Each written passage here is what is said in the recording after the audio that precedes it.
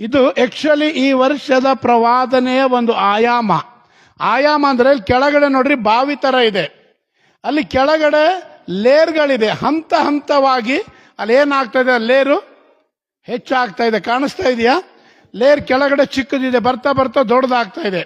ಅದೇ ರೀತಿಯಲ್ಲಿ 2026ರಲ್ಲಿ ನೀವು ಪ್ರಾರಂಭದಲ್ಲಿ ಕೆಳಗಡೆ ಇದ್ದ ರೀತಿಯಲ್ಲಿದ್ರೆ ಅಂತ್ಯದಲ್ಲಿ ಈ ಸ್ಥಿತಿಗೆ ಬರಬೇಕು ನೀವು. ಹಲ್ಲೆಲೂಯ. ಅರ್ಥ ಆಯ್ತ್ರಿ?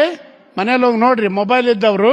ಇದು ಆಕ್ಚುಲಿ ಸುಮ್ಮನೆ ಏನೋ ಪಾಸ್ಟ್ ಹಾಕಿದಾರಲ್ಲ, ಇದರ ಹಿಂದೆ ಇರುವಂತ ಪ್ರವಾದನೆಯ ವಾಕ್ಯವನ್ನು ನಾನು ಇದನ್ನು ತೆಗೆದುಕೊಂಡು ಹಾಕಿ, ಸುಮ್ಮನೆ ಇದು ಏನೋ ಫೋಟೋ ಸಿಕ್ತು ಸರ್ ಏನೋ ಹಾಕಿದಾರಂತಲ್ಲ. ಇದರಲ್ಲಿ ಲೇಯರ್ ಬೈ ಲೇಯರ್ ಇದೆ, ಹಂತ ಹಂತಗಳಿದೆ. ಅಂದ್ರೆ ಇವಾಗ 2026ರಲ್ಲಿ ಪ್ರಾರಂಭಿಸಿದಾಗ ಕೆಳಗಡೆ ಒಂದು ಲೇಯರ್ ಕಾಣಿಸ್ತಾ ಇದೆ ನೋಡ್ರಿ, ಏನು ಇಲ್ಲ ತಳದಂತೆ. ಅಲ್ಲಿ ಹಂತ ಹಂತ ಏನಿದೆ, ಇಲ್ಲಿ ಫುಲ್ ದೊಡ್ಡ ಲೇಯರ್ ಕಾಣಿಸ್ತಾ ಇದೆ ಅಲ್ವಾ, ಆ ಹಂತಕ್ಕೆ ನೀವು ಬರಬೇಕು.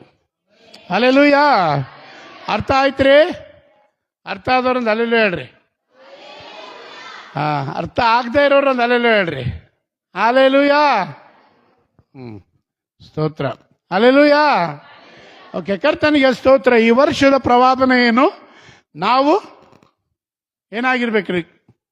The year of changing dimension. ದೇವರು ಆಯಾಮವನ್ನು ಬದಲಾಯಿಸಲಿಕ್ಕಿದ್ದಾನೆ. ಆಯಾಮ ಅಂದ್ರೆ ಗೊತ್ತಾಯ್ತಲ್ವಾ?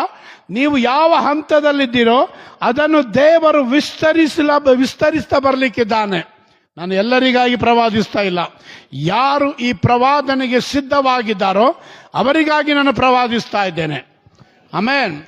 ಸಭೆಯಲ್ಲಿರ್ಬೋದು, ಆನ್ಲೈನ್ ಮೂಲಕವಾಗಿ ವೀಕ್ಷಿಸ್ತಾ ಇರಬಹುದು, ಯಾರೇ ಇದ್ರು ಈ ವರ್ಷದ ಪ್ರವಾದನೆ ಏನಂದ್ರೆ, ದೇವರು ನಿಮ್ಮ ಜೀವನದ ಆಯಾಮವನ್ನು ಬದಲಾಯಿಸಲಿಕ್ಕಿದ್ದಾನೆ. The God will going to change your dimension in this year. Amen. Hallelujah. ದೇವರು ಈ ವರ್ಷದಲ್ಲಿ ನಿಮ್ಮ ಜೀವಿತದ ಆಯಾಮವನ್ನು ಬದಲಾಯಿಸಲಿಕ್ಕಿದ್ದಾನೆ. ನೀವು ಯಾವ ಸ್ಥಿತಿಯಲ್ಲಿದ್ದೀರೋ ಅದರಿಂದ ನಿಮಗೆ ದೇವರು ದೊಡ್ಡ ಬದಲಾವಣೆ ಈ ವರ್ಷ ತರಲಿಕ್ಕಿದ್ದಾನೆ. ನೀವು ಕೇಳ್ಬೋದು, ಪಾಸ್ಟರ್ ನನಗ ಹೇಳ್ರಿ. ಹಲ್ಲೆಲೂಯಾ. ನಿಮ್ಗಿಲ್ವಾ? ಹಲ್ಲೆಲೂಯಾ. ಪಕ್ಕದಲ್ಲಿ ನೋಡಿ ಕೇಳ್ರಿ, ನಿನಗ ಅಂತೇಳಿ. ಹಲ್ಲೆಲೂಯಾ. ಹಲ್ಲೆಲೂಯಾ. ದೇವರು ನಿಮಗೆ ಈ ಪ್ರವಾದನೆ ತಂದಿರುವಾಗ ಇದರಲ್ಲಿ ಒಂದು ಉದ್ದೇಶವಿದೆ ರೀ. ಇದು ಹೇಗೆ ನಿಮ್ಮಲ್ಲಿ ನೆರವೇರ್ತದೆ? ಆಮೇನ್. ಯಾರೋ ಕೈ ಇಟ್ಟಾಗಲ್ರಿ, ನಾನಲ್ಲ, ಯಾರೇ ಕೈ ಇಟ್ರಿ ಪ್ರವಾದನೆ ನೆರವೇರಲ್ಲ. ಪ್ರವಾದನೆ ಯಾವಾಗ ನೆರವೇರ್ತದೆ ಗೊತ್ತಾ? 1 ಸಮುವೇಲ 17ನೇ ಅಧ್ಯಾಯದ 49ನೇ ವಚನಕ್ಕೆ ಬರೋಣ್ರಿ. 1 Samuel chapter 17 verse from 49. 1 ಸಮುವೇಲ ಯಾಕೆ ಗುಜುಗುಜು ಮಾತಾಡ್ತಾ ಇದ್ದಾರೆ? 1 ಸಮುವೇಲ 17:49.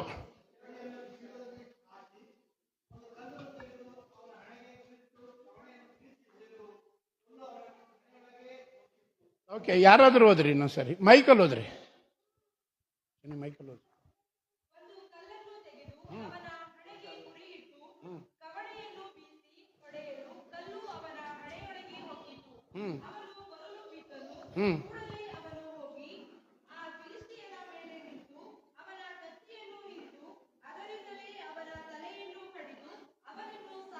ಕೇಳಿಸಿಕೊಂಡ್ರಿ, ಇಲ್ಲಿ ಬೈಬಲ್ ಹೇಳುತ್ತದೆ, ಅಲ್ಲಿ ಅನೇಕರು ಇದ್ದರು, ಯುದ್ಧ ನಡೀತಾ ಇತ್ತು. ಇದೆಲ್ಲರಿಗೂ ಗೊತ್ತು. ಸೌಲನ ಒಂದು ಅಂದ್ರೆ ಫಿಲಿಸ್ಟಿಯರಿಗೂ ಮತ್ತು ಇಸ್ರಾಯೇಲರಿಗೆ ವಿರೋಧವಾಗಿ ಯುದ್ಧ ನಡೀತಾ ಇತ್ತು. ಆ ಯುದ್ಧ ನಡೆಯುವಾಗ ಸೌಲ ಅರಸನ್ನು ಅನೇಕ ಸೈನ್ಯಗಳೊಟ್ಟಿಗೆ ಆ ಸ್ಥಳದಲ್ಲಿದ್ದ.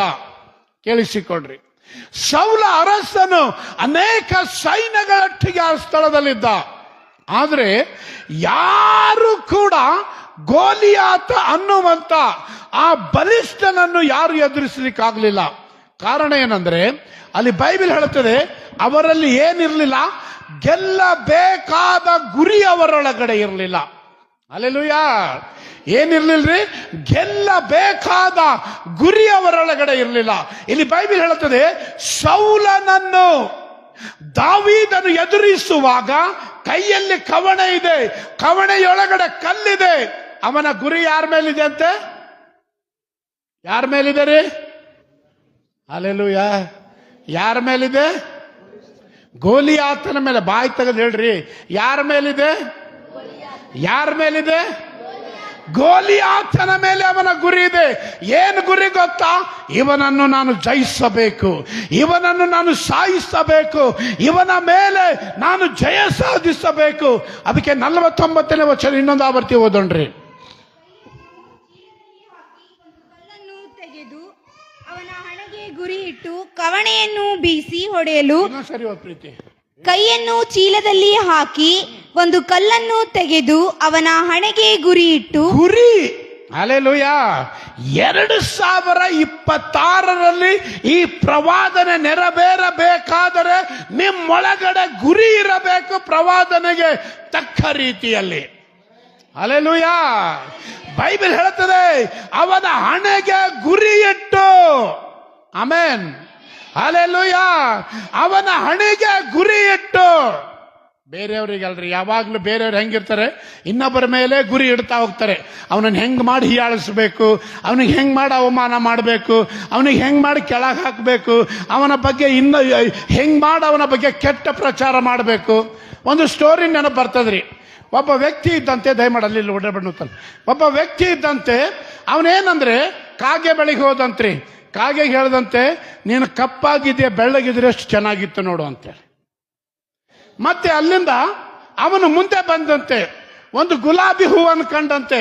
ಆ ಗುಲಾಬಿ ಹೂವನ್ನು ನೋಡಿದಾಗ ಹೇಳ್ದಂತೆ, ನೀನು ಗುಲಾಬಿ ಹೂವೇ, ನೀನು ಮುಳ್ಳಿಲ್ಲ ಅಂದ್ರೆ ಎಷ್ಟು ಚೆನ್ನಾಗಿದ್ಯಾ ಅಂತ ಹೇಳ್ದನಂತೆ. ಅಲ್ಲಿಂದ ಮತ್ತೆ ಮುಂದೆ ಬಂದು ಒಂದು ಸಮುದ್ರವನ್ನು ನೋಡಿದನಂತೆ. ಅವಾಗ ಸಮುದ್ರಕ್ಕೆ ಹೇಳ್ದಂತೆ, ಸಮುದ್ರವೇ, ನೀನು ಉಪ್ಪುಪ್ಪಾಗಿಲ್ಲ ಅಂದ್ರೆ ನೀನು ನೀರೆಷ್ಟು ಚೆನ್ನಾಗಿರ್ತಾ ಇತ್ತು ಅಂತೇಳಿ. ಅದು ಆದ ಮೇಲೆ ಆ ಮೂರು ಏನ್ ಮಾಡ್ತಾವಂತೆ, ಆ ಮನುಷ್ಯನ ಬಳಿಗೆ ಬಂದು ಹೇಳ್ತಾವಂತೆ, ನೀನು ಇನ್ನೊಬ್ಬರ ಬಗ್ಗೆ ಚಾಡಿ ಹೇಳುವುದ್ರಿಂದ ಇಲ್ಲಂದ್ರೆ ಎಷ್ಟು ಚೆನ್ನಾಗಿರ್ತಾ ಇತ್ತಲ್ಲ ಅಂತೇಳಿ. ಹಲ್ಲೆಲೂಯಾ. ಯಾವಾಗಲೂ ಬರೀ ತಪ್ಪು ಹುಡ್ಕೋದರಿ. ಹಲ್ಲೆಲೂಯಾ. ಯಾವ ಗುರಿ ಇಲ್ಲ. ಹಲ್ಲೆಲೂಯಾ. ಇನ್ನೊಬ್ಬನಿಗೆ ಹೆಂಗ್ ಕೆಳಗೆ ಹಾಕ್ಬೇಕು, ಇನ್ನೊಬ್ಬನಿಗೆ ಹೆಂಗ್ ಹೀಯಾಳಿಸಬೇಕು, ಆ ಗುರಿ ಅಲ್ಲ ರೀ. ಹಲ್ಲೆಲೂಯಾ. ಇನ್ನೊಬ್ಬನನ್ನು ಕೆಳಗೆ ಹಾಕುವ ಗುರಿ ಅಲ್ಲ. ನಾನು ಕರ್ತನು ಕೊಟ್ಟಿರುವ ಪ್ರವಾದನೆಯಲ್ಲಿ ಬೆಳೆಯುವ ಗುರಿ ನನಗಿರ್ಬೇಕು. ಹಲ್ಲೆಲೂಯಾ. ದೇವರು 2026ಕ್ಕೆ ಏನನ್ನು ಇಟ್ಟಿದ್ದಾನೋ ಅದರಲ್ಲಿ ನಾನು ಬೆಳಿಬೇಕಾದ್ರೆ ಏನಿರ್ಬೇಕು ನನಗೆ? ಹಲ್ಲೆಲೂಯಾ. ಗುರಿ ಇರಬೇಕ್ರಿ. ಅದಕ್ಕೆ ತಕ್ಕ ರೀತಿಯಲ್ಲಿ ನಡೆಯುವಂತ ಒಂದು ಗುರಿ ನನ್ನೊಳಗಡೆ ಇರಬೇಕು. ಅದಕ್ಕೆ ತಕ್ಕ ರೀತಿಯಲ್ಲಿ ಬೆಳೆಯುವಂತ ಗುರಿ ನನ್ನೊಳಗಡೆ ಇರಬೇಕು. ಅದಕ್ಕೆ ತಕ್ಕ ರೀತಿಯಲ್ಲಿ ಪ್ರಾರ್ಥಿಸುವ ಗುರಿ ನನ್ನೊಳಗಡೆ ಇರಬೇಕು. ಅದಕ್ಕೆ ತಕ್ಕ ರೀತಿಯಲ್ಲಿ ಹಲ್ಲೆಲೂಯಾ ದೇವರ ಸನ್ನಿಧಾನದಲ್ಲಿ ಕಾಲ ಕಳೆಯುವ ಗುರಿ ನನಗಿರಬೇಕು. ಹಲ್ಲೆಲೂಯಾ. ಬರೀ ಬೇರೆಯವರನ್ನು ನೋಡಿ ಗುರಿ ಇಡುವುದಲ್ಲ. ಹಲ್ಲೆಲೂಯಾ. ಬೇರೆಯವರನ್ನು ನೋಡಿ ಗುರಾಯಿಸುವುದಲ್ಲ. ಅದಕ್ಕೆ ನಾನು ಸುಮಾರು ತಿಂಗಳ ಹಿಂದೆ ಒಂದು ಸ್ಟೇಟಸ್ ಹಾಕಿದ್ದೇನೆ. ಹಲ್ಲೆಲೂಯಾ. ಗುರಾಯಿಸುವ ವ್ಯಕ್ತಿಯನ್ನು ನೋಡಬೇಡ, ಗುರಿಯಿಂದ ಮುಂಜೆ ಓಡು, ಜಯಶಾಲಿ ಆಗ್ತೀಯ ಅಂತೇಳಿ. ಹಲ್ಲೆಲೂಯಾ. ಗುರಾಯಿಸುವ ವ್ಯಕ್ತಿ ಗುರಾಯಿಸ್ತಾನೆ ಇರ್ತಾರೆ. ಅವರ ಅಷ್ಟಕ್ಕೆ ಗುರಿ ಇದ್ದಾಗ ಜಯವಿದೆ. ಆಮೆನ್. ಗುರಿ ಇದ್ದಾಗ ಬದುಕು ಇದೆ. ಗುರಿ ಇದ್ದಾಗ ಆಶೀರ್ವಾದವಿದೆ. ಗುರಿ ಇದ್ದಾಗ ಮಹಿಮೆಗೆ ನಡೆಸಲ್ಪಡ್ತೇವೆ. 49ನೇ ವಚನ ಇನ್ನೊಂದು ಸಾರಿ ಓದೋಣ್ರಿ. ಕೈಯನ್ನು ಚೀಲದಲ್ಲಿ ಹಾಕಿ ಒಂದು ಕಲ್ಲನ್ನು ತೆಗೆದು ಅವನ ಹಣೆಗೆ ಗುರಿ ಇಟ್ಟು ಕವಣಿಯನ್ನು ಬೀಸಿ ಹೊಡೆಯಲು ಕಲ್ಲು ಅವನ ಹಣೆಯೊಳಗೆ ಹೊಕ್ಕಿತು. ಅವನು ಬೋರಲು ಬಿದ್ದನು. ಕೇಳಿಸಿಕೊಡ್ರಿ, ದಾವೀದನು ಗೋಲಿಯಾತನ ಮೇಲೆ ಗುರಿ ಇಟ್ಟ. ಏನು ಗುರಿ? ಇವನನ್ನು ಸಾಯಿಸಿ ಇಸ್ರಾಯೇಲರಿಗೆ ಜಯ ತರಬೇಕು. ಇವನನ್ನು ಸಾಯಿಸಿ ಈ ಫಿಲಿಸ್ಟಿಯರ ಸೈನ್ಯದ ಸೊಕ್ಕನ್ನು, ಫಿಲಿಸ್ಟಿಯರ ಸೈನ್ಯದ ಬಲವನ್ನು ನಾಶ ಮಾಡಬೇಕು. ಹಲ್ಲೆಲೂಯಾ. ಬೈಬಲ್ ಹೇಳುತ್ತದೆ, ಗೋಲಿಯಾತನ ಮೇಲೆ ದಾವೀದನ ಗುರಿ ಇಟ್ಟ. ಯಾವ ಗುರಿ ಗೊತ್ತಾ? ಅವನನ್ನು ತುಳಿದು ಮುಂದೆ ಹೋಗುವ ಗುರಿ. ಆಮೆನ್. ಅವನನ್ನು ಕೆಳಗೆ ಬೀಳಿಸಿ ಅವನ ನಾಶ ಮಾಡುವ ಗುರಿಯನ್ನಿಟ್ಟುಕೊಂಡ. ಹಲ್ಲೆಲೂಯಾ. ಹಲ್ಲೆಲೂಯಾ. ಈ ವರ್ಷದಲ್ಲಿ ನೀವು ಪ್ರಾರಂಭಿಸಿದ್ದೀರಾ, ನಿಮಗೆ ಯಾವ ಗುರಿ ಇದೆ ರೀ? ಬೇರೆಯವ್ರ ಜೊತೆ ಜಗಳ ಆಡೋ ಗುರಿ ಬಿಟ್ಬಿಡ್ರಿ. ಬೇರೆಯವ್ರ ಬಗ್ಗೆ ಮಾತಾಡುವ ಗುರಿ ಬಿಟ್ಟುಬಿಡ್ರಿ. ಬೇರೆಯವರಿಗೆ ಕೆಟ್ಟದನ್ನು ಹೇಳುವ ಗುರಿಯನ್ನು ಬಿಟ್ಟುಬಿಡ್ರಿ. ನಿಮ್ಮ ಗುರಿ ಏನಾಗಿರ್ಬೇಕು ಗೊತ್ತಾ? ಯಾವುದು ಅಡ್ಡಿಪಡಿಸ್ತಾ ಇದೆಯೋ ದೇವರ ರಾಜ್ಯದಲ್ಲಿ, ಯಾವುದು ನನಗೆ ಕರ್ತನ ಸನ್ನಿಧಾನ ನಿಲ್ಲುವುದಕ್ಕೆ ಅಡ್ಡಿಪಡಿಸ್ತಾ ಇದೆಯೋ, ಯಾವುದು ಪ್ರಾರ್ಥನೆಗೆ ಅಡ್ಡಿಪಡಿಸ್ತಾ ಇದೆಯೋ, ದೇವರ ಉದ್ದೇಶದಲ್ಲಿ ಬೆಳೆಯುವುದಕ್ಕೆ ಯಾವುದು ಅಡ್ಡಿಪಡಿಸ್ತಾ ಇದೆಯೋ ಅದನ್ನು ಗುರಿ ಇಟ್ಟು ಹೊಡೆದು ಪವಿತ್ರಾತ್ಮನು ಕೊಡುತ್ತಾ ಇರುವ ಪ್ರವಾದನೆಯ ಮೇಲೆ ನಡಿಲಿಕ್ಕೆ ಗುರಿ ಇರಲ್ರಿ. ಹಲ್ಲೆಲೂಯಾ. ದೇವರು ಕೊಡುತ್ತಾ ಇರುವ ಪ್ರವಾದನೆ ವಾಕ್ಯದ ಮೇಲೆ ಗುರಿ ಇರಲಿ. ಈ ವರ್ಷದಲ್ಲಿ ಮುಗಿಯುವಾಗ ನಾನೇನಾಗಿದೆ, ನನ್ನ ಆಯಾಮಗಳು ಎಲ್ಲ ಭಾಗದಲ್ಲಿಯೂ ವಿಸ್ತಾರವಾಗಬೇಕು. ಹಲ್ಲೆಲೂಯಾ. ಗುರಾಯಿಸುವರ ಮೇಲೆ ಲಕ್ಷ್ಯ ಇಡಬೇಡ, ನಿನ್ನ ಗುರಿಯ ಮೇಲೆ ಲಕ್ಷ್ಯವಿರಲಿ. ಆಮೆನ್. ಗುರಾಯಿಸುವರ ಮೇಲೆ ಲಕ್ಷ್ಯ ಇಡಬೇಡ. ಹಲ್ಲೆಲೂಯಾ. ಗುರಿಯ ಮೇಲೆ ನಿನ್ನ ಲಕ್ಷ್ಯವಿರಲಿ. ಅವಾಗ ಏನಾಗಿರ್ತೀಯ? ನೀ ನಿಜವಾದ ಜಯವನ್ನು ನೀ ಕಾಣ್ತೀಯ. ಆಮೆನ್. ನಿಜವಾದ ಅದ್ಭುತವನ್ನು ನೀನು ಕಾಣ್ತೀಯ. ಈ ವರ್ಷದ ಪ್ರವಾದನೆ ಏನ್ರಿ? ದೇವರು ಏನ್ ಮಾಡ್ಲಿಕ್ಕಿದೆ? ನಿಮ್ಮ ಆಯಾಮವನ್ನು ವಿಸ್ತಾರ ಮಾಡಲಿಕ್ಕಿದ್ದಾನೆ. ನೀವು ಯಾವ ಸ್ಥಿತಿಯಲ್ಲಿದ್ದೀರೋ ಅದರಲ್ಲಿ ವಿಸ್ತಾರ ಮಾಡಲಿಕ್ಕಿದ್ದಾನೆ. Praise the Lord. ನಾನು ಸೇವೆಗೆ ಬಂದ ಪ್ರಾರಂಭದಲ್ಲಿ ನನಗೆ ನೆನಪಿದೆ, 1998ರಲ್ಲಿ ಬೆಂಗಳೂರು ಪಟ್ಟಣಕ್ಕೆ ಸೇವೆಗಾಗಿ ನಾನು ಮನೆಯನ್ನು ಬಿಟ್ಟು, ಸೇವೆ ಮಾಡಬೇಡ ಅಂತೇಳಿ ಮನೆಯಲ್ಲಿ ಉಪದ್ರವ ಇರುವಾಗ ಮನೆಯನ್ನು ಬಿಟ್ಟು ಕರ್ತನ ಮೇಲೆ ನಂಬಿಕೆ ಇಟ್ಟು, ಬೆಂಗಳೂರಲ್ಲಿ ಯಾರು ಪರಿಚಯನೇ ಇಲ್ಲ, ಬೆಂಗಳೂರು ಬಸ್ ಸ್ಟ್ಯಾಂಡ್ ಬಿಟ್ಟರೆ ಯಾವುದು ಗೊತ್ತಿಲ್ಲ, ನನ್ನೊಳಗಡೆ ಒಂದು ಗುರಿ ಇತ್ತು. ನಾನು ಇನ್ನು ಮೇಲೆ ಇದ್ದ ಸ್ಥಿತಿಯಲ್ಲ, ನಾನು ಸೇವೆಯಲ್ಲಿ ಬೆಳಿಬೇಕು, ಕರ್ತನ ರಾಜ್ಯವನ್ನು ಬಲವಾದ ರೀತಿಯಲ್ಲಿ ಕಟ್ಟಬೇಕನ್ನುವಂತ ಒಂದು ಭಾರದಿಂದ ಇರುವಂತ 2-3 ಜೊತೆ ಬಟ್ಟೆ ಎತ್ಕೊಂಡು ಬೆಂಗಳೂರು ಪಟ್ಟಣಕ್ಕೆ ಹೋದೆ. ಯಾರು ಗೊತ್ತಿಲ್ಲ, ಏನು ಗೊತ್ತಿಲ್ಲ. ಆ ದಿನಗಳಲ್ಲಿ ಒಬ್ಬ ದೇವ ಸೇವಕರು ನನ್ನ ಬೈಬಲ್ ಸ್ಕೂಲಲ್ಲಿ ನಮಗೆ ಟೀಚ್ ಮಾಡ್ತಾ ಇದ್ರು, ವಾಕ್ಯ ಬೋಧಿಸ್ತಾ ಇದ್ರು. ಅವರ ಅಡ್ರೆಸ್ ಅನ್ನು ತೆಗೆದುಕೊಂಡು ಅವರ ಆಫೀಸ್ಗೆ ಹೋದಾಗ ಅಲ್ಲಿ ನೋಡುವ ಕಸ ಹೊಡೆಯುವವನಿಗೂ ಇಂಗ್ಲಿಷ್ ಬರ್ತಾ ಇತ್ರಿ. ನಾನು ಹೇಳ್ಕೊಂಡೆ, ಇಲ್ಲೇ ನಾನು ಬೇಳೆ ಬೇಯಲ್ಲ ಬಿಡು, ಇಲ್ಲೇನು ವರ್ಕೌಟ್ ಆಗಲ್ಲ, ನಾನೇನು ಮಾಡಬೇಕು, ಸೀದಾ ವಾಪಸ್ ಮನೆಗೆ ಹೋಗಬೇಕು. ಆದರೆ ನನ್ನೊಳಗಡೆ ಒಂದು ಕಣ್ಣೀರಿತ್ತು, ಒಂದು ಭಾರವಿತ್ತು. ಸ್ವಾಮಿ, ನಾನು ವಾಪಸ್ ಹೋಗ್ಬಾರ್ದಪ್ಪ, ನಾನು ಇಲ್ಲಿ ಬಲವಾಗಿ ನಾನು ಬೆಳಿಬೇಕು, ನಿನ್ನ ರಾಜ್ಯಕ್ಕಾಗಿ ನಿಂತುಕೊಳ್ಳಬೇಕು.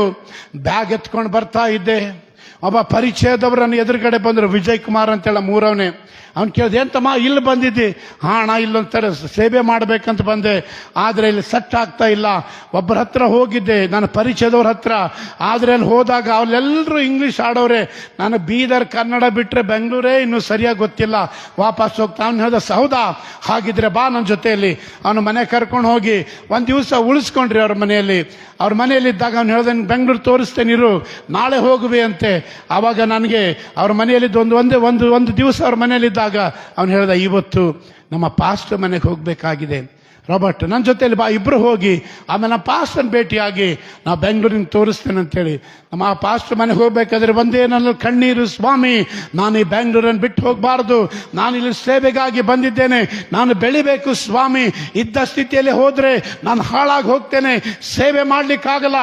ಒಬ್ಬ ಒಳ್ಳೆ ದೇವ ಮನುಷ್ಯನಾಗಿ ನಾನು ವಾಪಸ್ ಹೋಗುವಾಗ ಅಭಿಷೇಕದಲ್ಲಿಯೂ ವರಗಳಲ್ಲಿಯೂ ಪವಿತ್ರಾತ್ಮನ ಬಲದಲ್ಲಿ ತುಂಬಲ್ಪಟ್ಟವನಾಗಿ ವಾಪಸ್ ಹೋಗಿ ಲಕ್ಷಗಟ್ಟಲೆ ಜನರನ್ನು ನಿನ್ನ ಬಳಿಗೆ ನಡೆಸುವಂತ ಒಬ್ಬ ದೇವ ಮನುಷ್ಯನಾಗಬೇಕು. ಅವನ ಜೊತೆಯಲ್ಲಿ ಪಾಸ್ಟರ್ ಮನೆಗೆ ಹೋಗ್ತಾ ಇದ್ದೇನೆ, ಕಣ್ಣಲ್ಲಿ ನೀರಿದೆ. ಅವನು ಹೇಳ್ದ, ನೀನು ಇಲ್ಲೇ ಕೂತ್ಕೊಳ್ಳು, ನಮ್ಮ ಪಾಸ್ಟರ್ ಭೇಟಿ ಆಗ್ತಾನೆ. ಅವ್ರು ಫಸ್ಟ್ ಫ್ಲೋರಲ್ಲಿ ಇದ್ರು, ಕೆಳಗಡೆ ಪಾರ್ಕಿಂಗ್ ಪ್ಲೇಸ್ ಇತ್ತು, ಒಂದು ಬೈಕ್ ಮೇಲೆ ಕೂತ್ಕೊಂಡಿದ್ದೆ.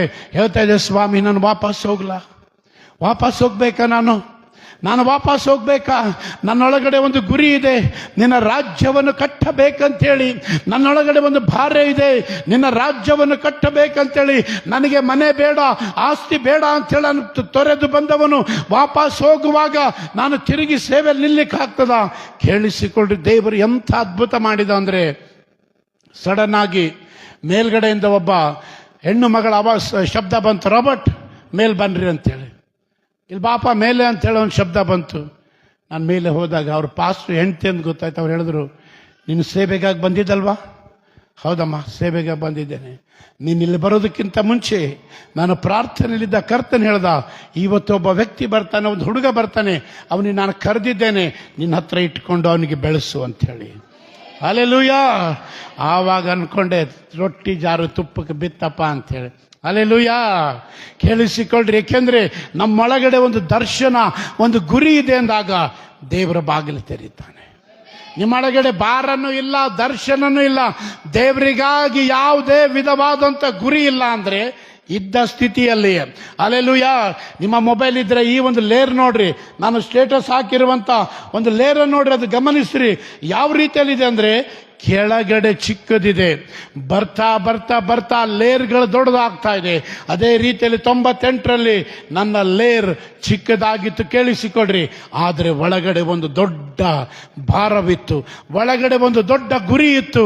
ನಾನು ಏನಾದರೂ ಮಾಡಬೇಕು, ಕರ್ತನ ರಾಜ್ಯಕ್ಕಾಗಿ ನಾನು ಏನಾದರೂ ಮಾಡಬೇಕನ್ನುವಂಥ ಒಂದು ಭಾರ ನನ್ನೊಳಗಡೆ ಇತ್ತು, ಒಂದು ದರ್ಶನ ನನ್ನೊಳಗಡೆ ಇತ್ತು, ಒಂದು ಗುರಿ ನನ್ನೊಳಗಡೆ ಇತ್ತು. ಹಲ್ಲೆಲೂಯಾ. ಕೇಳಿಸಿಕೊಳ್ಳ್ರಿ, ಯಾವಾಗ ಆ ಒಂದು ಭಾರ ನನ್ನೊಳಗಡೆ ಇತ್ತು, ದೇವರು 98ರಲ್ಲಿ ಅಲ್ಲಿ ಸ್ಥಳವನ್ನು ಕೊಟ್ಟ. ದೇವರು ಬೆಳೆಸುತ್ತಾ ಬಂದ, ಅಭಿಷೇಕದಲ್ಲಿ ತುಂಬಿಸಿದ, ವರಗಳಲ್ಲಿ ತುಂಬಿಸಿದ, ಅನೇಕ ಕಡೆ ಸೇವೆ ಮಾಡುವ ರೀತಿಯಲ್ಲಿ ದೇವರ ಬಾಗಿಲನ್ನು ತೆರೆದ. ನೀವು ಕೇಳಬಹುದು, ಪಾಸ್ಟರ್ ನೀವು ಸೇವೆಗೆ ಬಂದ ತಕ್ಷಣ ಮೈ ಕೊಟ್ರ? ನನಗೆ ಮೈಕೇ ಕೊಡ್ಲಿಲ್ರಿ ನಮ್ಮ ಪಾಸ್ಟರ್. ಹಲ್ಲೆಲೂಯಾ. ನಾನು ಕಸ ಹೊಡ್ಲಿಕ್ಕೆ ಅವರೊಂದು ಕೈಯಲ್ಲಿ ಒಂದು ಜಾಡು ಕೊಟ್ಟರು. ಪ್ರತಿ ಸಾರಿ ಕಸ ಹೊಡೆಯುವಾಗೆಲ್ಲ ಯೋಚನೆ ಮಾಡ್ತಾ ಇದೆ, ಒಂದು ದಿನ ಬರ್ತದೆ ಮೈಕ್ ತಗೊಳ್ತೇನೆ, ಪ್ರಪಂಚಕ್ಕೆಲ್ಲ ಸೇವೆ ಮಾಡ್ತೇನೆ. ಗುರಿ ಇರ್ಬೇಕ್ರಿ ಒಳಗಡೆ. ಹಲ್ಲೆಲೂಯಾ. ಬರೀ ಕೇಳಿ ಹೋಗುವಂಥದ್ದಲ್ಲ, ಕರ್ತನಿಗಾಗಿ ಗುರಿ ಇರಬೇಕು. ಆಗಲೇ ನಿಮ್ಮ ಆಯಾಮಗಳು ಬದಲಾಗುತ್ತವೆ. ಹಲ್ಲೆಲೂಯಾ. ನಿಮ್ಮ ಆಯಾಮ ಯಾವಾಗ ಬದಲಾಗ್ತದೆ ಗೊತ್ತಾ? ನಿಮ್ಮೊಳಗಡೆ ದಾವೀದನಂತೆ ಒಂದು ಗುರಿ ಇರಬೇಕು. ಗೋಲಿಯಾತನನ್ನು ಗೆಲ್ಲುವುದಕ್ಕಾಗಿ ದೇವರು 2026ರಲ್ಲಿ ಆತನು ಇಟ್ಟಿರುವಂತ ಒಂದು ದರ್ಶನದಲ್ಲಿ ಬೆಳೆಯುವುದಕ್ಕಾಗಿ. ಹಲ್ಲೆಲೂಯಾ. 98ರಲ್ಲಿ ಯಾವಾಗ ಅಲ್ಲಿ ನಮ್ಮ ಭಾಷೆ ಜೊತೆಲಿ ಸೇರ್ಕೊಂಡು ನಾನು ಹೋಗಿ ಕರಪತ್ರಗಳು ತರ್ತಾ ಇದ್ದೀನಿ. ಒಂದು ಕಡೆ ನನ್ನ ಪರಿಚಯ ಆಯಿತು, ಶಿವಾಜಿನಗರ ಕರಪತ್ರ ಸಿಕ್ತ ಅಂತೇಳಿ. ಹೋದಾಗೆಲ್ಲ 1000 ಗಟ್ಟಲೆ ಕರಪತ್ರ ತರ್ತಾ ಇದ್ದೆ. ಒಳಗಡೆ ಒಂದೇ, ದೇವರೇ ನಾಶವಾಗುವ ಜನರು ನಿನ್ನ ಬಳಿಗೆ ಬರಬೇಕು. ಬರೀ ಒಂದು ಮೂಲೆಯಲ್ಲಿ ಪ್ರಸಂಗ ಮಾಡಲಿಕ್ಕೆ ನಾನು ಇಷ್ಟಪಡಲಿಲ್ರಿ. ಆವಾಗ ಕರಪತ್ರ ಪಾಸ್ ಎಲ್ಲಾದರೂ ರೋಬೋಟ್ ಗ್ಯಾರೇಜ್ಗೆ ಹೋಗಬೇಕಾಗಿದೆ, ಕಾರ್ ಸರ್ವಿಸಿಂಗ್ ಕೊಡಬೇಕಾಗಿದೆ ಬಾ ಅಂದಾಗ ಒಂದು ಬ್ಯಾಗ್ ಎತ್ಕೊಳ್ತಾ ಇದೆ, ಕರಪತ್ರಗಳು ತಗೊಳ್ತಾ ಇದೆ, ಬ್ಯಾಗಲ್ಲಿ ಇಡ್ತಾ ಇದೆ. ಫಸ್ಟ್ ಎಷ್ಟೊತ್ತಾಗ್ತದೆ? 1 ತಾಸು. ನಾನು ಸರ್ಕಲ್ ಹತ್ತಿರ ನಿಂತ್ಕೊಳ್ತೇನೆ, ಪಾಸ್ಟರ್ ನೀವು 1 ತಾಸಲ್ಲಿ ಕೆಲಸ ಮಾಡಿ, ನಿಮ್ಮ ಕಾರ್ ಕೆಲಸ ಮಾಡಿಸ್ಕೊಳ್ಳಿ. 1 ತಾಸು ನಿಂತು ಬರುವ ಪ್ರತಿಯೊಬ್ಬರಿಗೆ ಕರಪತ್ರಗಳು ಕೊಡ್ಲಿಕ್ಕೆ ಪ್ರಾರಂಭಿಸ್ತಾ ಇದೆ. ಯೇಸುವೇ ಇವರನ್ನು ರಕ್ಷಿಸು, ಯೇಸುವೇ ಇವರನ್ನು ರಕ್ಷಿಸು, ಯೇಸುವೇ ಇವರನ್ನು ರಕ್ಷಿಸು. 1 ತಾಸು ಆದ್ಮೇಲೆ ಪಾಸ್ಟರ್ ರಾಬರ್ಟ್ ಬಾ ಅಂದಾಗ ಇದ್ದ ಉಳಿದ ಕರಪತ್ರ ಬ್ಯಾಗಲ್ಲಿ ಹಾಕೊಂಡು ಮತ್ತೆ ಹೋಗ್ತಾ ಇದೆ. ಯಾಕೆಂದ್ರೆ ಒಳಗಡೆ ಒಂದು ಗುರಿ ಇತ್ತು, ನಾನು ಕರ್ತನಿಗಾಗಿ ಏನಾದರೂ ಮಾಡಬೇಕು. ಹಲ್ಲೆಲೂಯಾ. ಯಾವತ್ತು ನಿಮ್ಮ ಪಾಸ್ಟರ್ ಯಾವುದೋ ಸಂಸ್ಥೆಯಲ್ಲಿ ಸೇರಿ ಹಣ ಗಳಿಸಿ ಒಂದು ಕಾರೋ ಬಿಲ್ಡಿಂಗೋ ಮಾಡಬೇಕನ್ನುವ ದರ್ಶನದ ಬರಲಿಲ್ರಿ. ನನ್ನ ಒಳಗಡೆ ಒಂದೇ, ನಾನು ಸಾಯುವುದಕ್ಕಿಂತ ಮುಂಚೆ ನನ್ನ ದೇಶ ಯೇಸುವನ್ನು ಕಂಡುಕೊಳ್ಳಬೇಕು. ಹಲ್ಲೆಲೂಯಾ. ನನ್ನ ದೇಶ ಯೇಸುವಿನ ಬಳಿಗೆ ಬರಬೇಕು. ಆ ದಿನಗಳು ನೆನಪಿದೆ ನನಗೆ. ಎಲ್ಲೇ ಹೋದ್ರು, ಪಾರ್ಕಲ್ಲಿ ಹೋದ್ರೆ ಪಾರ್ಕಲ್ಲಿ ನಿಂತ್ಕೊಂಡು ಕರಪತ್ರ ಕೊಡ್ತಾ ಇದೆ. ಎಲ್ಲಾದ್ರೂ ಬಸ್ಸಲ್ಲಿ ಹೋಗ್ತಾ ಇದ್ದೆ, ನಾನು ನೆನಪಿದೆ ರೀ, ಒಂದು ಸಾರಿ ಬಸ್ಸಲ್ಲಿ ಹೋಗ್ತಾ ಇದೆ, ನನ್ನೊಳಗಡೆ ಒಂದೇ ಭಾರ, ಸ್ವಾಮಿ ಇವರೆಲ್ಲ ನಾಶವಾಗಬಾರ್ದು. ಸಡನ್ ಆಗಿ ಎದ್ದು ಡ್ರೈವರ್ ಹಿಂದ್ಗಡೆ ಸೀಟಲ್ಲಿ ನಿಂತ್ಕೊಂಡೆ ಜೋರಾಗಿ ಪ್ರಸಂಗ ಮಾಡಲಿಕ್ಕೆ ಸ್ಟಾರ್ಟ್ ಮಾಡಿದೆ. ಅರ್ಧ ತಾಸು ಪ್ರಸಂಗ ಮಾಡಿದ ಮೇಲೆ ಪ್ರತಿಯೊಬ್ಬರು ತಲೆಬಾಗಿ ಯೇಸುವಿಗೆ ಒಪ್ಪಿಸಿಕೊಡುವುದನ್ನು ಗಮನಿಸ್ತಾ ಇದ್ದೆ. ಹಲ್ಲೆಲೂಯಾ. ನಿಮ್ಮೊಳಗಡೆ ಗುರಿ ಇಲ್ಲ ಅಂದ್ರೆ ಬೆಳೆಯಲ್ರಿ. ನಿಮ್ಮೊಳಗಡೆ ಗುರಿ ಇಲ್ಲ ಅಂದ್ರೆ ನಿಮ್ಮ ಆಯಾಮಗಳು ವಿಸ್ತಾರವಾಗಲ್ಲ. ನಿಮ್ಮೊಳಗಡೆ ಗುರಿ ಇಲ್ಲ ಅಂದ್ರೆ ದೇವರು ನಿಮ್ಮನ್ನು ಅಭಿವೃದ್ಧಿಗೊಳಿಸಲ್ಲ. ನಿಮ್ಮೊಳಗಡೆ ಗುರಿ ಇಲ್ಲ ಅಂದ್ರೆ ದೇವರು ಯಾವತ್ತೂ ಮೇಲೆ ತರಲಿಕ್ಕಾಗಲ್ಲ. ಹಲ್ಲೆಲೂಯಾ. ಯಾಕೆಂದ್ರೆ ಬೈಬಲ್ ಹೇಳುತ್ತದೆ 17ನೇ ಅಧ್ಯಾಯದ 49ನೇ ವಚನದಲ್ಲಿ ನೋಡುವಾಗ, ದಾವೀದನಿಗೆ ಗೋಲಿಯಾತನ ಹಣೆಯ ಮೇಲೆ ಗುರಿ ಇಟ್ಟ. ಹಲ್ಲೆಲೂಯಾ. ಹಲ್ಲೆಲೂಯಾ. ದಾವೀದನು ಗೋಲಿಯಾತನ ಹಣೆಯ ಮೇಲೆ ಗುರಿ ಇಟ್ಟ. ಏನಂದ್ರೆ, ನಾನು ಇವನ ಹಣೆಗೆ ಹೊಡೆಯುವಾಗ ಇವನು ಬಿದ್ದು ಹೋಗ್ಬೇಕು, ಇಸ್ರಾಯೇಲರೊಳಗಡೆ ಜಯ ಬರಬೇಕು. ಹಲ್ಲೆಲೂಯಾ. ಅವನು ಪ್ರಖ್ಯಾತಿಗಾಗಿ ಅದನ್ನು ಮಾಡಲಿಲ್ರಿ. ನಾನೊಬ್ಬ ದೊಡ್ಡ ಮನುಷ್ಯನಾಗಬೇಕು, ನನ್ನ ಹೆಸರು ಪ್ರಖ್ಯಾತಿಗೆ ಬರಬೇಕು.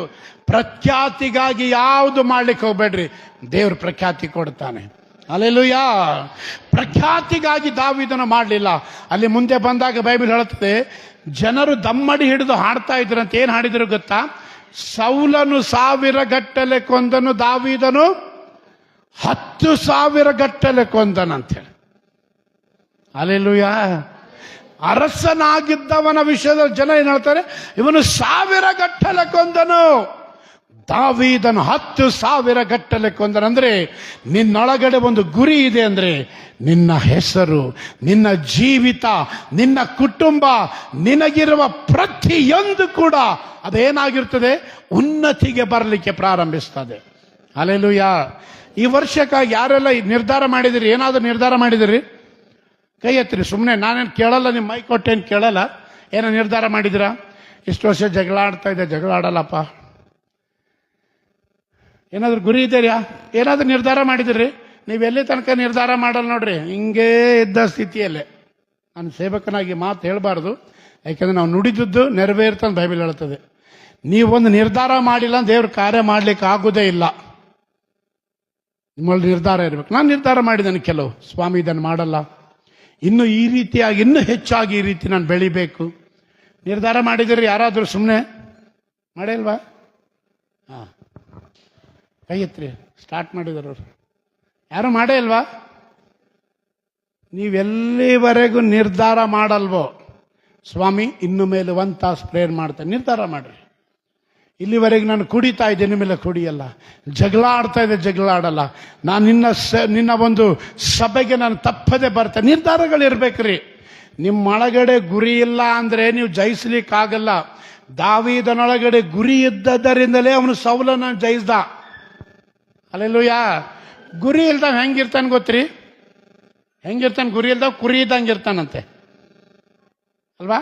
ಕಾಡಲ್ಲಿ ನಡೆದ್ರೆ ಕಾಡಲ್ಲಿ ಹೋಗೋದು, ಜಂಗಲ ನಡೆದ್ರೆ ಜಂಗಲಲ್ಲಿ ಹೋಗೋದು, ಅಲ್ಲಿ ನಡೆದ್ರೆ ಅಲ್ಲಿ ಹೋಗೋದು. ಗುರಿ ಇಲ್ಲದವನು ಕುರಿ ಇದ್ದಂತೆ. ಹಲ್ಲೆಲೂಯಾ. ಗುರಿ ಇರ್ಬೇಕು, ನಿಮ್ಮೊಳಗಡೆ ತೀರ್ಮಾನಗಳಿರ್ಬೇಕು, ನಿರ್ಧಾರಗಳಿರ್ಬೇಕು, ಪ್ಲಾನ್ಗಳಿರ್ಬೇಕು. ಹಲ್ಲೆಲೂಯಾ. ನಿಮ್ಮೊಳಗಡೆ ಒಂದು ನಿರ್ಧಾರ ಇರಬೇಕು, ಪ್ಲಾನ್ ಇರಬೇಕು. ನಾನು ಈ ರೀತಿ ಈ ವರ್ಷದಲ್ಲಿ ಮಾಡ್ತೇನೆ. ಏನಾದರೂ ಪ್ಲಾನ್ ಇದೆ ರೀ?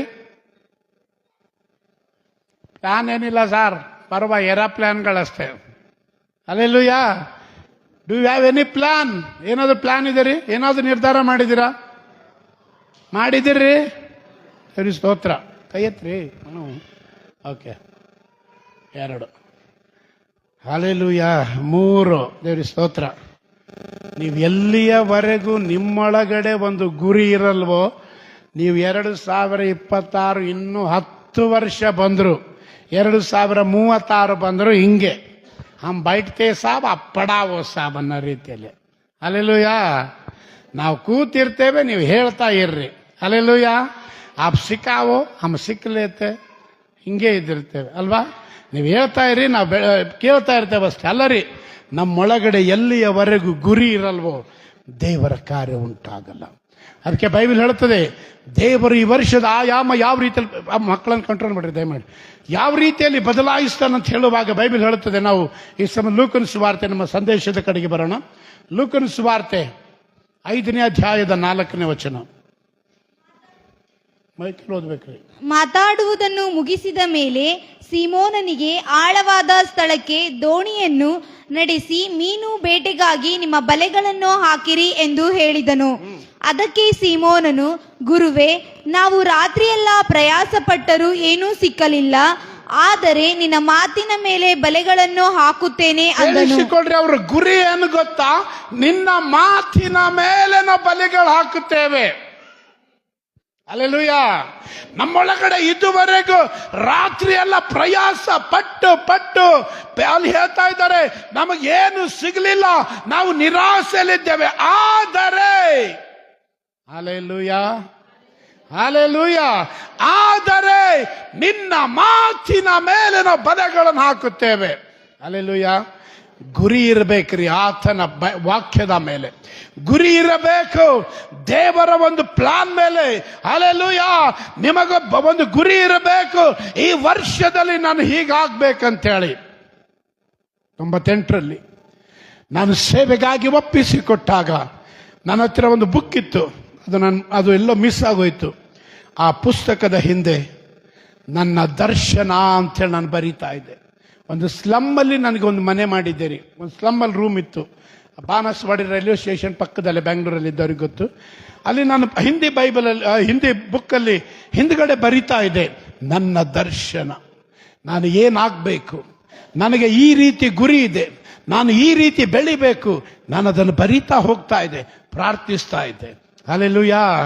ಅದನ್ನು ಬರಿತಾ ಹೋಗ್ತಾ ಇದೆ, ಪ್ರಾರ್ಥಿಸ್ತಾ ಇದೆ. ಯಾಕೆಂದ್ರೆ ಹೆಂಗಾದ್ರೂ ನಡೀತಾ ಇದೆಲ್ಲ ನಡೀಲಿ ಅಂತಲ್ಲ, ಒಳಗಡೆ ಗುರಿ ಇರಬೇಕು. ಆಮೆನ್. ಹಲ್ಲೆಲೂಯಾ. ಬೈಬಲ್ ಹೇಳುತ್ತದೆ, ಆ ಒಂದು ಮೀನುಗಾರರಿಗೆ, ಪೇತ್ರ ಅವನ ಜೊತೆಯಲ್ಲಿದ್ದವರಿಗೆ ಯೇಸುವಿನ ಮಾತನ್ನು ಕೇಳಿದಾಗ ಅವರೊಳಗಡೆ ಏನ್ ಬಂತು ಗೊತ್ತಾ? ಒಂದು ಗುರಿ ಬಂತವರಿಗೆ. ಏನ್ ಗುರಿ? ಬಲೆ ಬೀಸೋಣ. ಹಲ್ಲೆಲೂಯಾ. ಇವತ್ತು ನೀವು ಇಷ್ಟು ವರ್ಷಗಳಿಂದ ವಾಕ್ಯವನ್ನು ಕೇಳ್ತಾ ಇದ್ದೀರಿ, ನಿಮ್ಮೊಳಗಡೆ ಒಂದು ಭಾರವಿದೆಯಾ? ಒಂದು ಗುರಿ ಇದೆಯಾ? ಹೆಂಗಾದ್ರೂ ನಡೀತಾ ಇದೆಯಲ್ಲ. ಹಲ್ಲೆಲೂಯಾ. ಹೆಂಗಾದ್ರೂ ನಡೀತಾ ಇದೆಯಲ್ಲ. ದೇವರು ಟೈಮನ್ನು ಇಟ್ಟಿದ್ದಾನ್ರಿ. ನೀವು ಗುರಿ ಇಲ್ಲದವರಾಗಿ ಇದೇ ರೀತಿ ಬದುಕ್ತಾ ಇದ್ರೆ, ಪಾಸ್ಟನ್ನು ತೆಗೆದು ಮತ್ತೆ ಬೇರೆಯವ್ರನ್ನ ದೇವ್ರು ತಂದು ಇಡ್ತಾನೆ, ಅದನ್ನೂ ದೇವ್ರಿಗೆ ಗೊತ್ತು.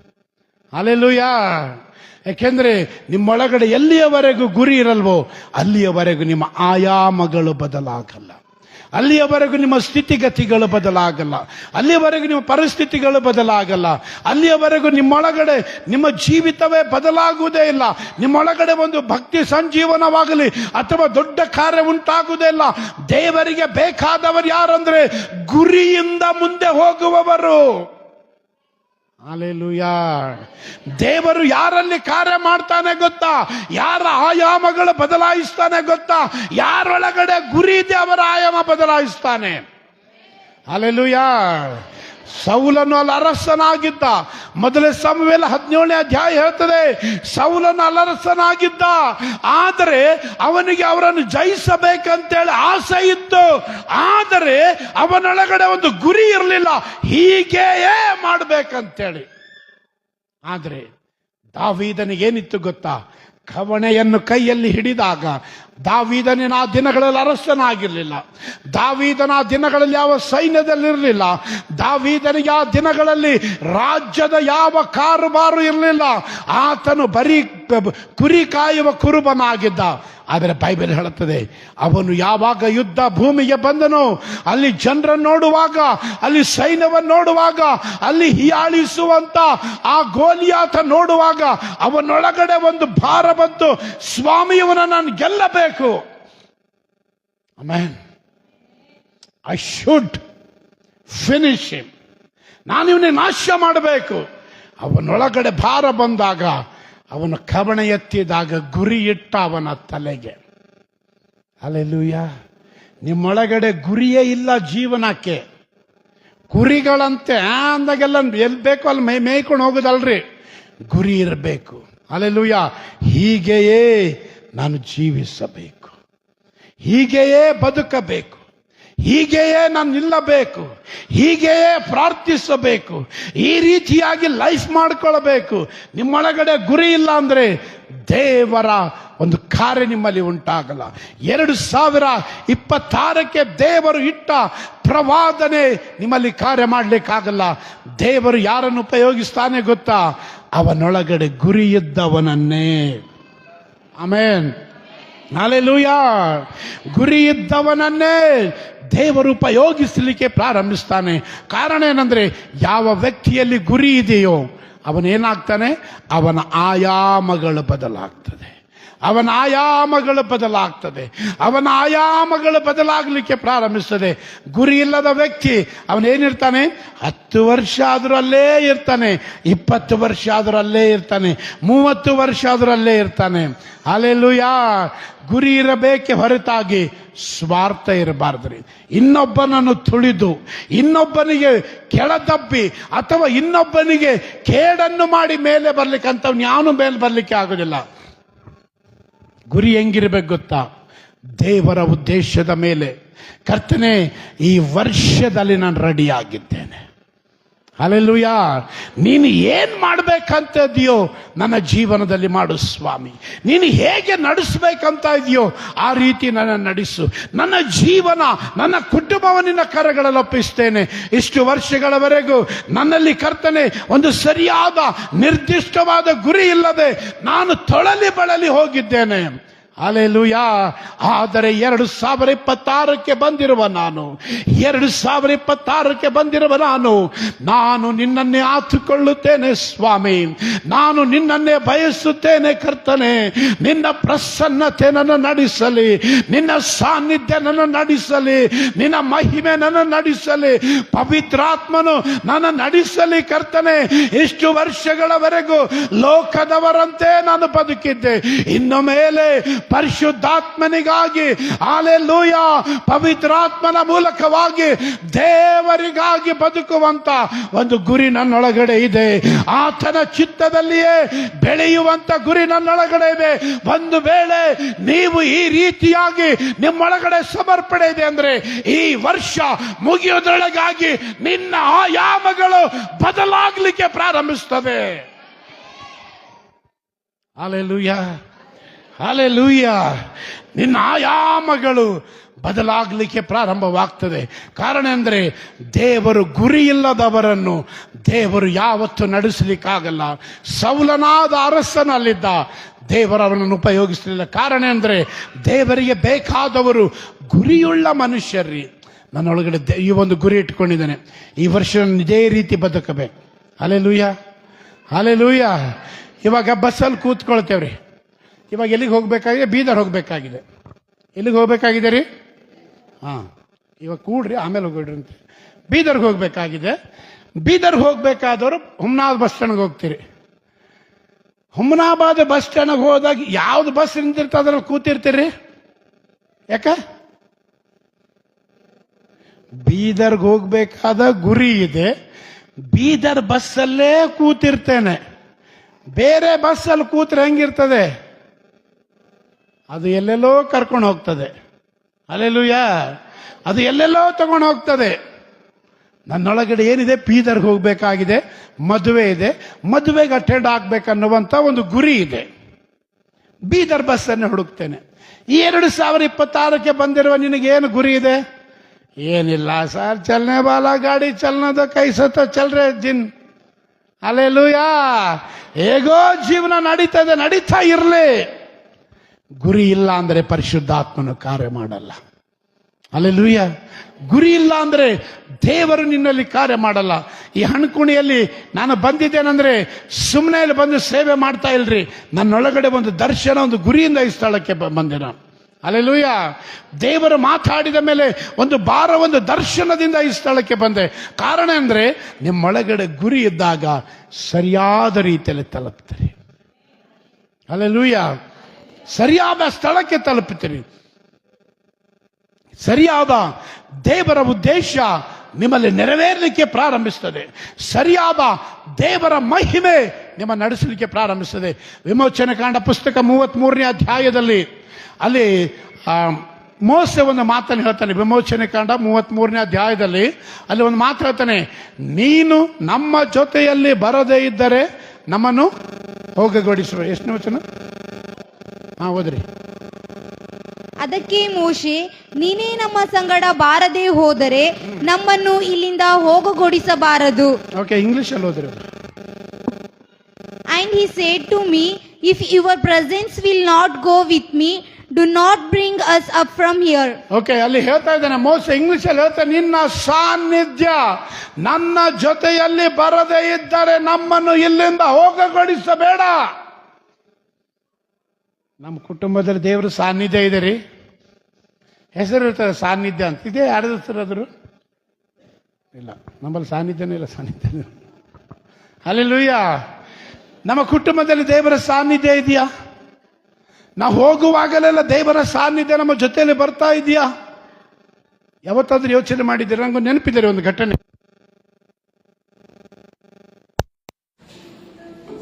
ಒಬ್ಬ ಸಹೋದರಿ ಒಂದು ಕಡೆಯಲ್ಲಿ ಮಾರ್ಕೆಟ್ಗೆ ಹೋಗಿ ಆಕೆ ಬರ್ತಾ ಇದ್ದಳಂತೆ. ಮಾರ್ಕೆಟ್ಗೆ ಹೋಗಿ ಬರಬೇಕಾಗಿದ್ರೆ ಆಕೆಗೆ ಏನಾಗಿತ್ತಂದ್ರೆ, ಬರಬೇಕಾಗಿದ್ರೆ ಆಕೆಗೆ ಸಡನ್ ಆಗಿ ಮಾರ್ಕೆಟ್ ಇಂದ ವಾಪಸ್ ಬರ್ತಾ ಇದ್ದಾಳೆ. ಸಡನ್ ಆಗಿ ಆಕೆಗೆ ದೇವರ ಮಹಿಮೆ ಆಕೆ ಬಲವಾದ ರೀತಿಯಲ್ಲಿ ಆವರಿಸಿದೆ. ಆವಾಗ ತಾಳ್ಲಿಕ್ಕಾಗದೆ ಒಂದು ಮರದ ಕೆಳಗಡೆ ಹೋಗಿ ಆಕೆ ಮೊಳಕಾಲು ಹಾಕಿ ಪ್ರೇಯರ್ ಮಾಡಲಿಕ್ಕೆ ಸ್ಟಾರ್ಟ್ ಮಾಡಿದಳ್ರಂತ್ರಿ.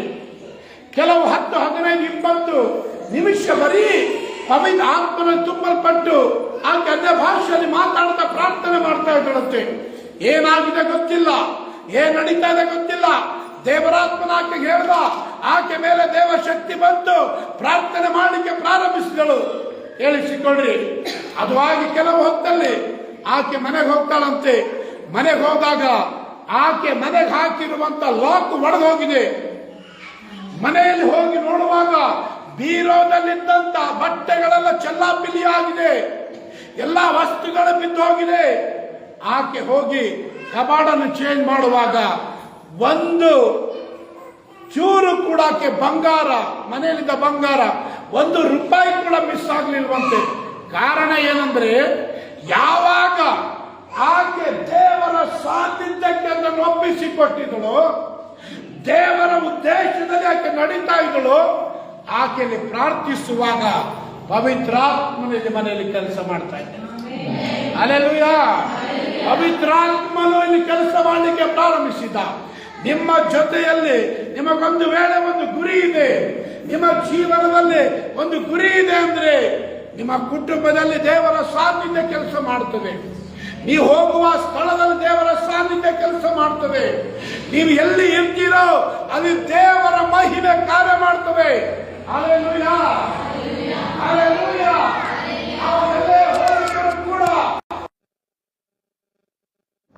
ನಾವು ಎಲ್ಲೇ ಹೋಗಿದರೂ ಕೂಡ ದೇವರ ಪ್ರಸನ್ನತೆ ನಮ್ಮ ಜೊತೆಯಲ್ಲಿ ಬರ್ತದೆ. ಹಲ್ಲೆಲೂಯಾ. ನಿನ್ನೊಳಗಡೆ ಗುರಿ ಇದೆ ಅಂದ್ರೆ, ಈ ವರ್ಷಕ್ಕಾಗಿ ನಿನ್ನೊಳಗಡೆ ಒಂದು ಬದಲಾವಣೆಗೆ ನೀನು ಒಪ್ಪಿಸಿಕೊಟ್ಟಿದ್ದೆ ಅಂದ್ರೆ, ಈ ವರ್ಷಕ್ಕಾಗಿ ಒಂದು ತೀರ್ಮಾನದಲ್ಲಿ ನಿದ್ದೆ ಅಂದ್ರೆ, ಈ ವರ್ಷಕ್ಕಾಗಿ ಗಟ್ಟಿಯಾಗಿ ದೇವರಿಗಾಗಿ ನೀನು ಒಪ್ಪಿಸಿಕೊಟ್ಟಿದೆ ಅಂದ್ರೆ, ದೇವರು ನಿಜವಾಗಲು ನಿನ್ನ ಕುಟುಂಬದ ಆಯಾಮವನ್ನು ಬದಲಾಯಿಸ್ತಾನೆ, ಸ್ಥಿತಿಗತಿಗಳು ಬದಲಾಯಿಸ್ತಾನೆ. ನಿನ್ನ ಜೀವಿತದ ಒಂದು ಪರಿಸ್ಥಿತಿಯನ್ನು ಬದಲಾಗಲಿಕ್ಕೆ ಪ್ರಾರಂಭಿಸ್ತದೆ.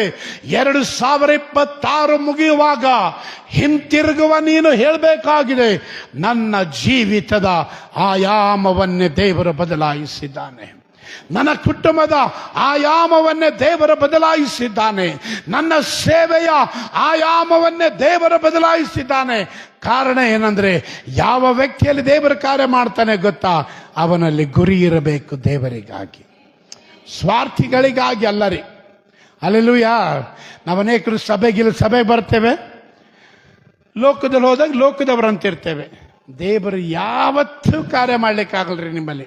ಲೋಕಕ್ಕೆ ಭಯ, ಅಯ್ಯೋ ಪಾಸ್ಟರ್, ಲೋಕಕ್ಕೆ ಭಯಪಟ್ಟು ಒಂದು ವೇಳೆ ಲೋಕದವರಂತೆ ನಾನು ಅವರಂತೆ ಜೀವನ ಮಾಡಲಿಲ್ಲ ಅಂದ್ರೆ ಜನ ಏನು ಅನ್ಕೊಳ್ತಾರೋ, ಅವರ ಮಧ್ಯದಲ್ಲಿ ಹೋಗ್ತೇನೆ, ಅವರಂತೆ ಇರಬೇಕು. ಹಲ್ಲೆಲೂಯಾ. ಅವರಂತೆ ಬದುಕಬೇಕು. ನೀವು ಎಲ್ಲಿಂದ ಬಂದಿದ್ದೀರೋ ಅದು ಬೇಕಾಗಿಲ್ಲ, ನೀವು ಯಾರಾಗಿ ಜೀವಿಸ್ತಾ ಇದ್ದೀರೋ ಅದು ಪ್ರಾಮುಖ್ಯವಾಗಿದೆ. ಹಲ್ಲೆಲೂಯಾ. ಎಂಥವರಾಗಿ ಜೀವಿಸ್ತಾ ಇದ್ದೀರಿ ಅದು ಪ್ರಾಮುಖ್ಯವಾಗಿದೆ. ಎಂಥ ಮನಸ್ಥಿತಿಯಿಂದ ಜೀವಿಸ್ತಾ ಇದ್ದೀರಿ ಅದು ಪ್ರಾಮುಖ್ಯವಾಗಿದೆ. ಯಾವ ಒಂದು ಹಲ್ಲೆಲೂಯಾ ಆತ್ಮನ ಮೂಲಕ ನಡೆಸಲ್ಪಡುತ್ತಾ ಇದ್ದೀರಿ. ಯಾಕೆಂದ್ರೆ ಇನ್ನು ಅನೇಕರು ಕೂಡ ನಾವು ಸಭೆಗೆ ಬಂದಾಗಲೂ ಕೂಡ ಅದೇ ಇದ್ದ ಹಳೇ ಜೀವನ, ಯಾವ ಒಂದು ಇದರಿಂದ ಬಂದಿದ್ದೆವು ಹಿನ್ನೆಲೆಯಿಂದ ಅದೇ ಹಿನ್ನೆಲೆ ಮುಂದೆ ಹೋಗ್ತೇವೆ, ಬಂದು ಏಸು ಅಂತ ಹೇಳ್ತೇವೆ. ಹಿಂದೆ ಹೋದಾಗ ಸಮಾಜಕ್ಕೆ ಭಯ, ಜನರಿಗೆ ಭಯ, ಅಯ್ಯೋ ಅವ್ರು ಏನು ಅನ್ಕೊಳ್ತಾರೋ, ನಾವು ಏಸು ನಂಬಿದ್ದೇವೆ ಅಂದ್ರೆ ಏನು ಅನ್ಕೊಳ್ತಾರೆ, ಹಂಗಿದ್ರೆ ಯಾಕೆ ನಂಬೇಕಿತ್ತು? ನನ್ನ ಸವಾಲ್ರಿ. ಹಂಗಿದ್ರೆ ಸಮಾಜಕ್ಕೆ ಭಯ ಪಡಬೇಕಾದ್ರೆ ಯಾಕೆ ನಂಬೇಕಿತ್ತು? ನೀನು ಕರ್ತನಿಗಾಗಿ ನಿಂತಿದ್ದೀಯಾ? ಬದುಕುವುದಾದರೆ ಕ್ರಿಸ್ತನಿಗಾಗಿ. ಪೌಲನ್ ಹೇಳ್ತಾನೆ, ಬದುಕುವುದಾಗಿದ್ದರೆ ಕ್ರಿಸ್ತನಿಗಾಗಿಯೇ, ನಾನು ಸಾಯುವುದಾಗಿದ್ದರೆ ಕ್ರಿಸ್ತನಿಗಾಗಿ ಸಾಯ್ತೇನೆ, ಅದೇ ನನಗೆ ಲಾಭ ಅಂತೇಳಿ ಪೌಲ್ ಹೇಳ್ತಾನೆ.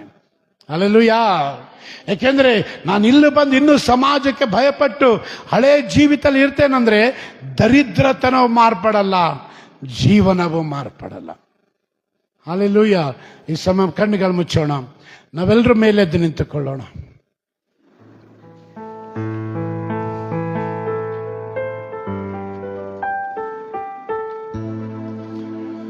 Thank you Holi Spirit. ಕರ್ತನಿಗಾಗಿ ನಿನ್ನೊಳಗಡೆ ಒಂದು ದೃಢ ನಿರ್ಧಾರ ಇಲ್ಲ ಅಂದ್ರೆ ದೇವರು ನಿನ್ನಲ್ಲಿ ಕಾರ್ಯ ಮಾಡಲಿಕ್ಕೆ ಸಾಧ್ಯವೇ ಇಲ್ಲ. ಗುರಿ ಇಟ್ಟು ದಾವೀದನು ಗೋಲಿಯಾತನ ಮೇಲೆ ಕವಣೆಯಲ್ಲಿದ್ದ ಕಲ್ಲನ್ನು ಎಸೆದ ರೀತಿಯಲ್ಲಿ ನಿನಗೆ ಗುರಿ ಇರಬೇಕು. ದೇವರ ಉದ್ದೇಶದ ಮೇಲೆ ಸೈತಾನನ ಉದ್ದೇಶಗಳನ್ನು ನಾಶ ಮಾಡಿ ದೇವರಿಗಾಗಿ ನಿಂತುಕೊಳ್ಳಿಕ್ಕೆ ತೀರ್ಮಾನ ಮಾಡು. ಕರ್ತನಿಗಾಗಿ ಮುಂದೆ ಹೋಗಲಿಕ್ಕೆ ತೀರ್ಮಾನ ಮಾಡು.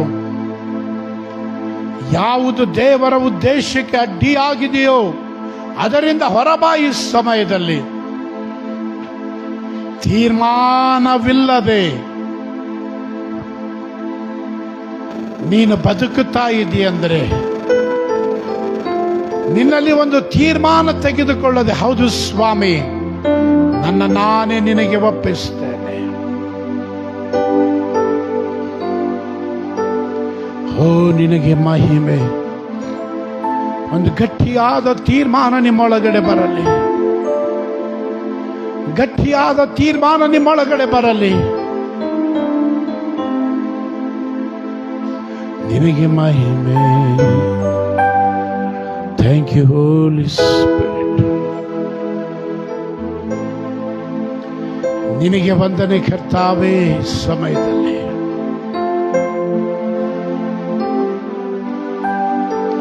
ನಿಮ್ಮನ್ನೇ ಒಪ್ಪಿಸಿಕೊಡ್ರಿ. ನಾನು ಯಾರನ್ನು ಮುಂದೆ ಕರೆಯಲ್ಲ, ತೀರ್ಮಾನ ತಗೊಳ್ತೀರಾ ಅಂತ. ನಿಮ್ಮ ಹೃದಯವನ್ನು ಬಲ್ಲ ದೇವರು. ನೀನು ಒಂದು ವೇಳೆ ನಿರ್ಧಾರ ತೆಗೆದುಕೊಂಡಿದ್ದೆ ಅಂದರೆ ಆತ ನಿನ್ನ ಜೀವನದಲ್ಲಿ, ಕುಟುಂಬದಲ್ಲಿ ಕಾರ್ಯ ಮಾಡಲಿಕ್ಕೆ ಆತನು ಸಿದ್ಧವಾಗಿದ್ದಾನೆ. ನಿನ್ನ ಜೀವಿತದ ಆಯಾಮವನ್ನು ಆತನು ಬದಲಾಯಿಸುವವನಾಗಿದ್ದಾನೆ. 2025ರವರೆಗೂ ನಿನ್ನಲ್ಲಿ ಕೆಟ್ಟ ಚಟಗಳಿತ್ತ, ಕೋಪವಿತ್ತ, ಕುಡಿಕತನವಿತ್ತ, ಸುಳ್ಳು ಹೇಳುವುದಿತ್ತ, ಮೋಸ ಮಾಡುವಂಥದ್ದಿತ್ತ, ಸ್ಮೋಕ್ ಮಾಡುವಂಥದ್ದಿತ್ತ, ಯಾವುದೇ ಕೆಟ್ಟ ಹವ್ಯಾಸಗಳಿನಲ್ಲಿತ್ತ, ಇವತ್ತು ತೀರ್ಮಾನ ಮಾಡು. ಈ ವರ್ಷದಲ್ಲಿ ದೇವರ ಮಹಿಮೆಯಾಗಿ ನಿಮ್ಮಲ್ಲಿ ಕಾರ್ಯ ಮಾಡಬೇಕಾಗಿದ್ದರೆ ಒಂದು ನಿರ್ಧಾರ ನಿನ್ನೊಳಗಡೆ ಬರಲಿ. ಒಂದು ನಿರ್ಧಾರ ನಿಮ್ಮೊಳಗಡೆ ಬರಲಿ. Yes, I am ready oh God. ನಾನು ಸಿದ್ಧವಾಗಿದ್ದೇನೆ ಕರ್ತನೇ.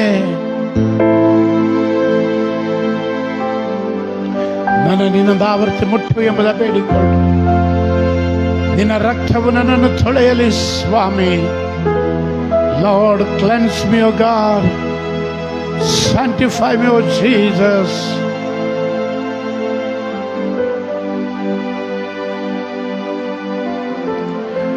ನಿನಗಾಗಿ ನಾನೇ ಒಪ್ಪಿಸಿಕೊಡುತ್ತೇನೆ.